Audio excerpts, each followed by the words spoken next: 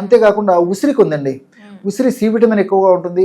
అంతేకాకుండా ఇన్ఫ్లమేషన్ అనేటువంటి ప్రక్రియ ఉన్నప్పుడే ఈ హెయిర్ లాస్ ఎక్కువ జరుగుతుంటుంది. ఇన్ఫ్లమేషన్ తగ్గించేందుకు ఉసిరి ఉపయోగపడుతుంది. అంతేకాకుండా ఈ ఉసిరిలో ఉన్నటువంటి కెఫిక్ యాసిడ్ ఇలాంటి అనేక రకాల ఎంబిరిక్ యాసిడ్ ఇలాంటి రసాయన పదార్థాలు వెంట్రుక తెల్లబడకుండా కంట్రోల్ చేస్తుంది అనమాట.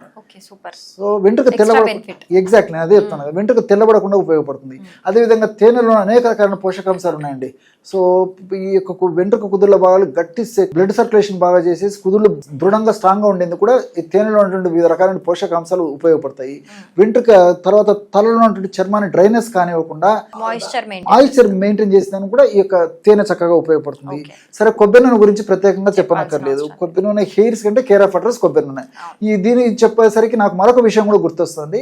మీరు కేరళ వాళ్ళని గమనించండి, మగవాళ్ళని కానీ ఆడవాళ్ళని కానీ దేశంలో మిగతా వాళ్ళతో పోల్చుకుంటే కేరళ వాళ్ళలో ఈ వెంట్రుకల యొక్క సౌందర్యం కానీ వెంట్రుకలు కానీ వాళ్ళ కేసు సౌందర్యం కానీ వెంట్రుకలు కానీ ఎక్కువ ఉంటాయండి.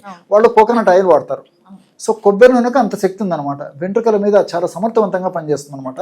సో కొబ్బరి నూనె కూడా ఇక్కడ మనం వాడుతున్నాం కాబట్టి సో ఫలితాలు చాలా సమర్థవంతంగా ద్విగుణీకృతంగా చాలా త్వరగా వచ్చేదానికి అవకాశం ఉంటుంది.